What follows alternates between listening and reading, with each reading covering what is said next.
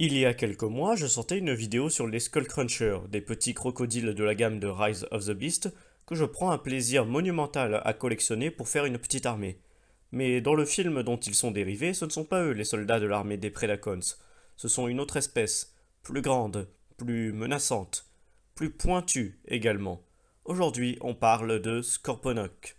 Sorti dans la première vague de Studio Series de 2024, Scorponok est un scorpion de couleur violette, avec des touches d'argenté qui se marient très bien avec le gris et le violet, sans qu'une couleur efface l'autre. C'est un scorpion détaillé, pointu, mais petit et surtout très crispé. Il n'a quasiment pas d'articulation aux pattes, à part pour les membres arrière, il est très limité. Même la queue de l'animal, censée être son arme principale, est fortement limitée dans les mouvements, ce que l'on peut regretter surtout si on le compare à son jouet original de 2007 qui a maintenant plus de 15 ans. Cet animal passe très bien dans un décor en raison de ses couleurs et de ses détails, mais les articulations font qu'il est difficile à utiliser dans une mise en scène. On préférera donc le laisser dans le background ou alors en faire un personnage tertiaire, un peu comme dans le film dans lequel il apparaît. En revanche, tout change pour le mode robot, qui garde cependant quasiment toutes les pièces de l'animal. On ramène juste les pattes dans le dos, on extrait les jambes de l'arrière du corps, et on sort les mains des pinces. On peut noter que la tête est la même en robot qu'en animal, un choix étrange qui pourrait paraître comme de la fainéantise, mais qui est fidèle au concept art.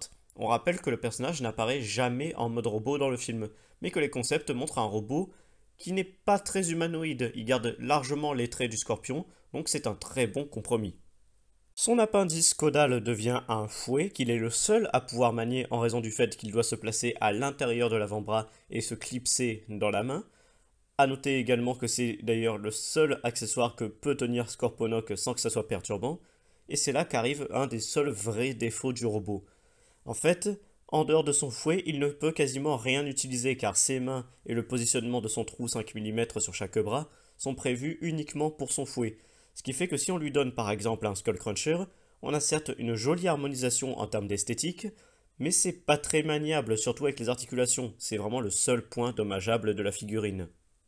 En dehors de cette considération et le fait que les articulations sont pas toujours idéales, notamment au niveau des pieds qui, du fait qu'ils ont un ball joint pour l'avant et un talon très épais à l'arrière, sont un peu limités, Scorponok est quand même un soldat convaincant. Il passe bien dans un background et ressort plus que le reste des détails grâce à sa couleur violette et le doré sur le milieu de son torse, mais en dehors de ça, il n'y a pas grand chose à ajouter.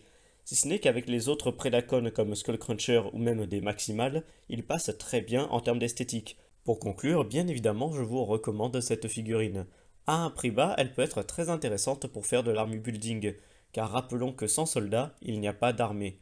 Alors, aux côtés des plus grandes figurines, un petit personnage comme celui-ci est toujours idéal pour garnir les rangs.